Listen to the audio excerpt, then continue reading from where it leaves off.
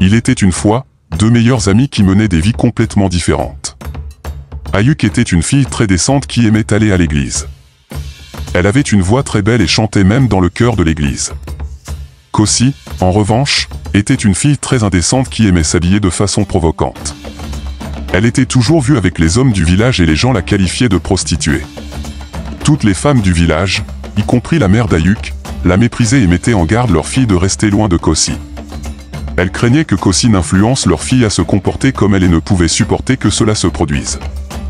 Malgré cela, Ayuk est resté ami avec Kosi et les villageois se demandaient tout ce qu'Ayuk voyait en une fille qui menait une vie aussi indécente.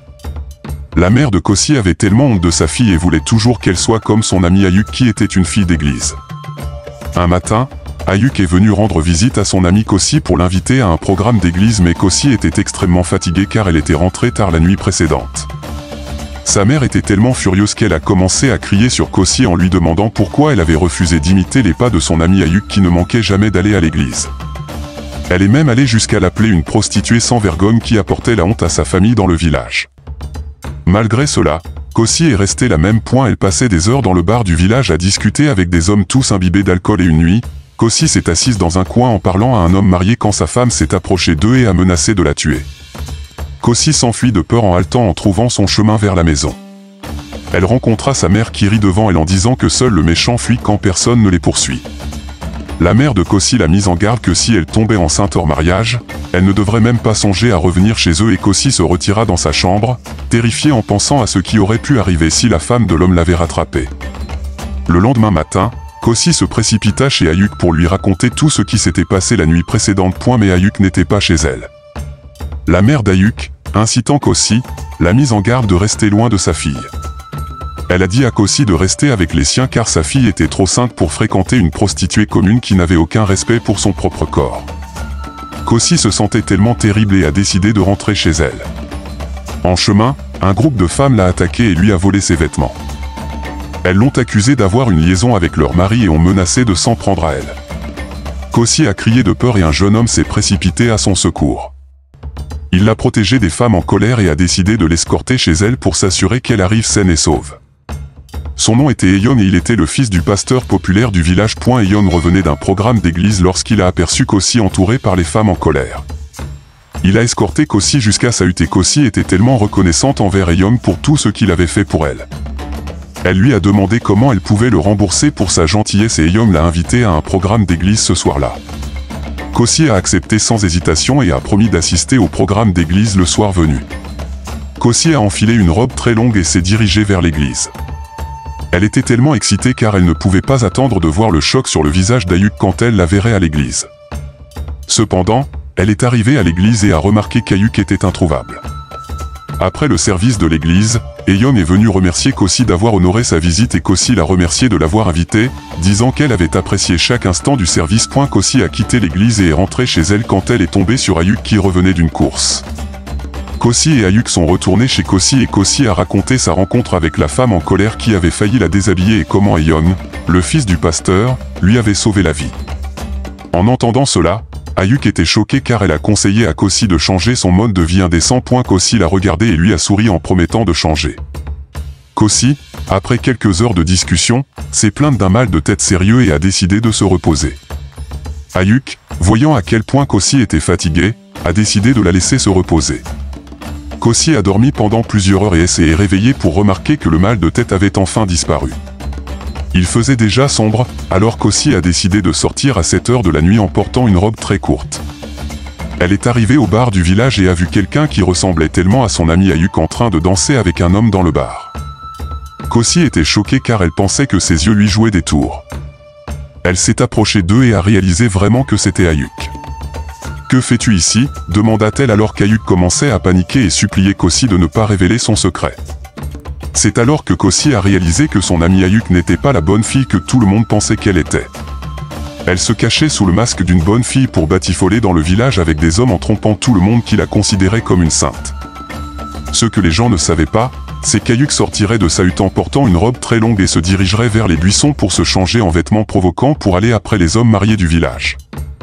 Kosi était tellement déçue alors qu'elle traînait Ayuk hors du bar en lui demandant comment elle pouvait faire ça. Ayuk s'est dérobée et lui a répondu avec une question à laquelle elle ne s'attendait pas. « Qui te donne le droit de me juger, toi la prostituée renommée ?» demanda-t-elle alors qu'elle partait devant Kosi qui la regardait avec confusion. Kosi ne pouvait pas croire que son ami puisse l'appeler prostituée en face. Elle est rentrée chez elle et n'a pas pu arrêter de penser à tout ce qui s'était passé. Le lendemain matin, Kosi a décidé de rendre visite à Ayuk chez elle quand Ayuk et sa mère l'ont chassée en lui disant de ne plus jamais venir dans leur rue. Kosi est rentrée chez elle dévastée alors qu'elle commençait à pleurer. « Si seulement il comprenait pourquoi je fais ce que je fais », dit-elle alors que les larmes coulaient de ses yeux. Alors que Kosi pleurait, elle a entendu quelqu'un l'appeler dehors. Kosi, la voix l'appelait à plusieurs reprises et Kosi est sortie pour voir qui c'était. À sa grande surprise, c'était le fils du pasteur Eno qui était venu prendre de ses nouvelles. Il l'a trouvé en train de pleurer et lui a demandé quel était le problème et Kosi a raconté tout ce qui s'était passé avec son ami Ayuk et comment Ayuk et sa mère l'avaient chassé de leur rue en l'appelant prostituée et Eno a regardé Kosi dans les yeux et lui a demandé pourquoi elle avait décidé de vivre le genre de vie qu'elle menait. Kosi a fait une pause un moment et a dit que les gens étaient prompts à la juger sans vraiment savoir qui elle était. Elle a continué à dire à Eno pourquoi elle avait décidé de se lancer dans ce genre de vie. Elle a révélé qu'elle avait grandi en voyant son père emmener plusieurs femmes dans le village, surtout des prostituées, et avait remarqué comment cela faisait souffrir sa mère. Un jour, Kosi a décidé en elle-même de commencer à s'habiller comme une prostituée pour attirer l'attention des hommes du village, surtout les hommes mariés qui laissaient leurs femmes à la maison pour aller à la recherche de prostituées.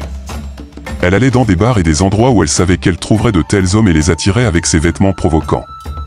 Sans le savoir, ces hommes, les vêtements indécents de Kosi étaient un déguisement qu'elle utilisait pour attirer les hommes non pas pour coucher avec eux mais pour les éloigner de leur voie promiscuité vers le chemin de la droiture. À chaque rencontre, elle partageait sagesse et enseignements des Écritures qu'elle avait étudiées secrètement la nuit. Ces efforts transformaient lentement la vie de nombreux hommes qui commençaient à abandonner leurs visites nocturnes aux bars pour les programmes d'église.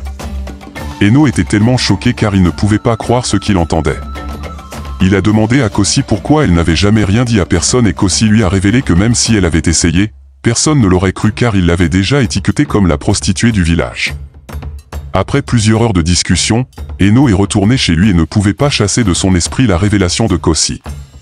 Il a prié et est allé se coucher et a vu un vieil homme qui lui a révélé que Kosi allait être sa femme. Le vieil homme a dit à Eno que leurs chemins se croisaient pour une raison. Eno s'est réveillé de son sommeil excité car il était déjà amoureux de Kosi.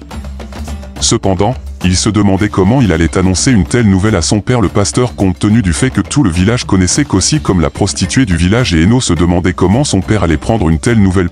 Elle a délibéré un moment et après plusieurs heures a décidé d'approcher son père avec la nouvelle.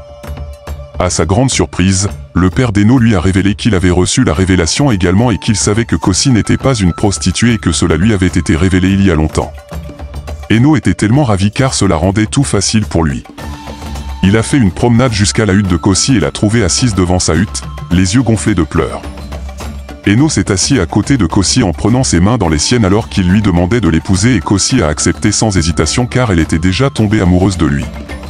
Dans les semaines qui ont suivi, Eno accompagné de son père et de sa famille s'est approché de la mère de Kosi pour révéler leurs intentions d'épouser Kosi et la mère de Kosi était choquée de voir le pasteur du village et sa famille dans sa maison demandant la main de sa fille.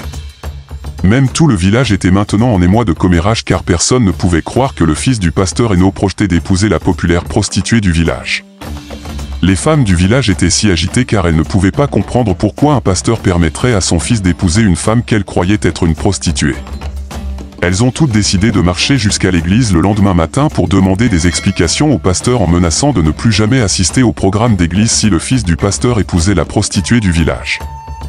Les hommes du village, en entendant cela, ont révélé à leurs femmes que Kosi n'était pas une prostituée mais une femme qui détournait leur cœur de la promiscuité.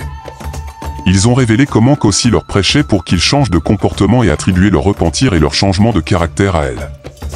Le lendemain matin, toutes les femmes se sont rassemblées devant la hutte d'Ayuk pour la remercier de ce qu'elle avait fait pour elle. Elles lui ont également présenté des excuses pour la façon dont elle l'avait traitée par le passé et la mère d'Ayuk était si confuse d'entendre tout ce qu'avait fait sa fille Kosi.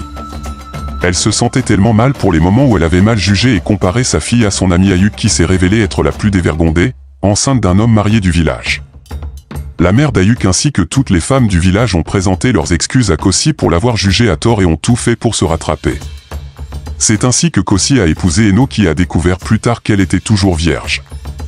Ayuk, quant à elle, est devenue un sujet de commérage car les villageois ne pouvaient pas croire qu'elle se cachait sous le masque d'une bonne fille pour batifoler avec des hommes mariés. Son amie Kossi était là pour la réconforter car elle comprenait ce qu'Ayuk traversait. Incapable de supporter les regards accusateurs des villageois, Ayuk a déménagé du village une nuit avec sa mère et on n'a plus jamais entendu parler d'eux. Cela a brisé le cœur de Kossi car elle a utilisé sa position de femme du fils du pasteur pour éduquer les villageois à être plus indulgents les uns envers les autres.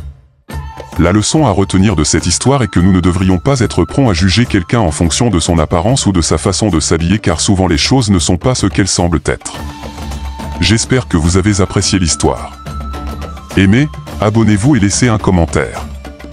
Cela nous aide à faire croître notre chaîne. Je vous retrouverai dans notre prochaine histoire. Au revoir.